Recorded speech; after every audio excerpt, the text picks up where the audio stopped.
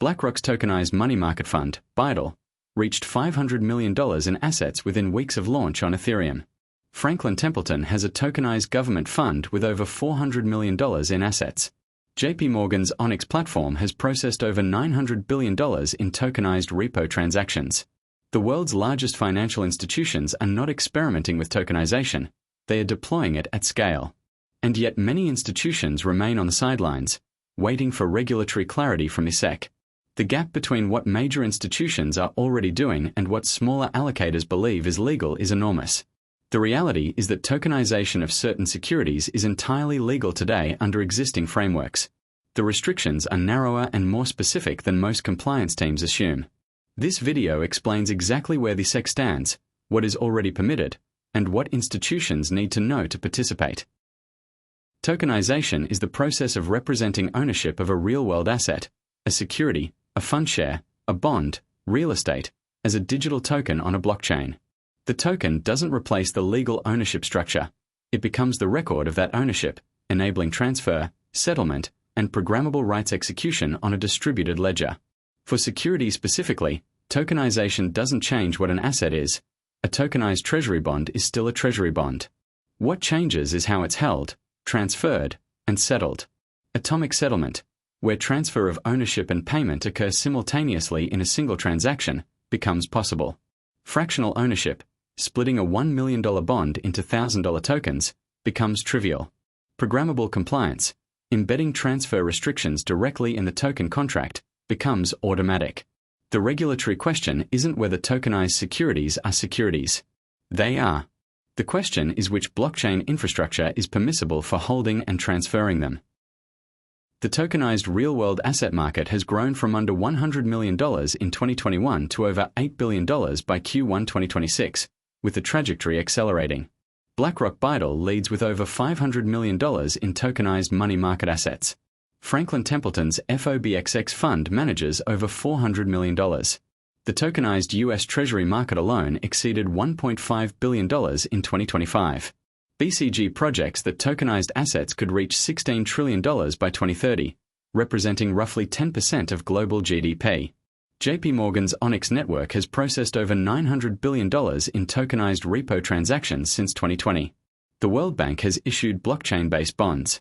The European Investment Bank issued a digital bond on Ethereum in 2021. The institutional adoption signal is unmistakable. This is not a pilot phase.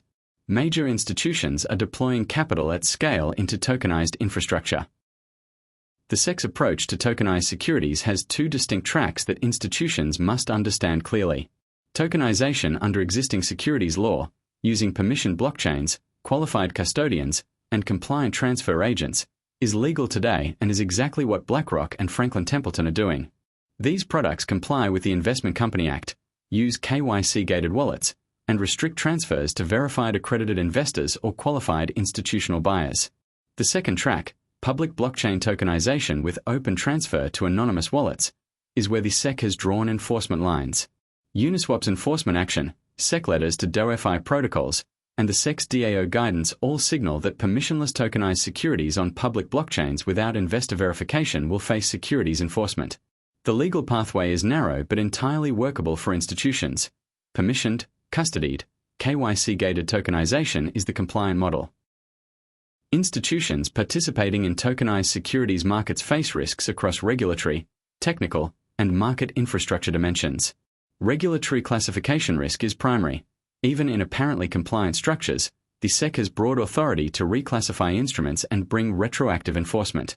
The SEC's guidance on digital assets evolves continuously, and structures legal today may face scrutiny under future interpretations. Smart contract risk is the second concern. Tokenized securities settle via smart contract logic that cannot be unwound if buggy or exploited, a contrast to traditional securities where settlement errors can be reversed by the DTC. Third is custodian qualification risk. Not all digital asset custodians qualify as regulated securities custodians under the SEC safeguarding rule. Institutions must verify their custodian's regulatory status for tokenized securities specifically. Franklin Templeton's FOBXX, the Franklin On-Chain U.S. Government Money Fund, is the most instructive case study in compliant tokenized securities. Launched in 2021 on Stellar and later expanded to Polygon, FOBXX invests in US government securities and money market instruments, with fund shares recorded on a public blockchain. The SEC-registered structure uses a transfer agent that maintains the official record of ownership, with the blockchain serving as a secondary record. Importantly, Franklin Templeton did not claim the blockchain was the legal record. The transfer agent remains authoritative, which allowed the fund to comply with existing securities law without requiring new SEC exemptions. By 2025, FOBXX had over $400 million in assets and served as the template for nearly every subsequent institutional tokenized fund launch, including BlackRock's BIDL. The lesson: innovation within existing frameworks, not regulatory arbitrage, is the path to institutional-scale tokenization. Institutions building a tokenized securities program need a four-step compliance and implementation framework. Step 1 is legal structure mapping. Determine whether the tokenized asset is a security under the Howey test, which blockchain infrastructure is permissible, and which exemptions or registrations apply. Step 2 is custodian qualification. Verify that the digital asset custodian holding tokenized securities qualifies under the SEC safeguarding rule, or structure the program with a traditional securities custodian maintaining authoritative records. Step 3 is investor eligibility gating. Embed transfer restrictions in the token smart contract that enforce accredited investor or QIB status requirements. Step 4 is audit trail management. Maintain on-chain and off-chain records sufficient to satisfy SEC examination requirements and demonstrate compliance with transfer restriction enforcement.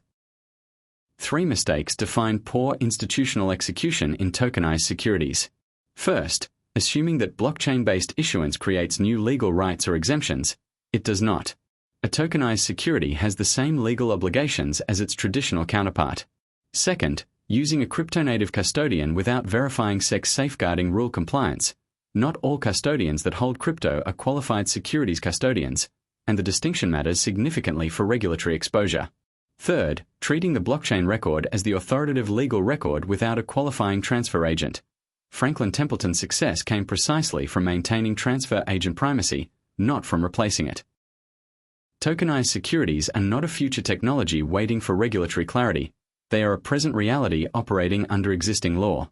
The institutions that understood this first, Franklin Templeton, BlackRock, JP Morgan, are already operating at scale. The lesson for others is that the compliant pathway exists today.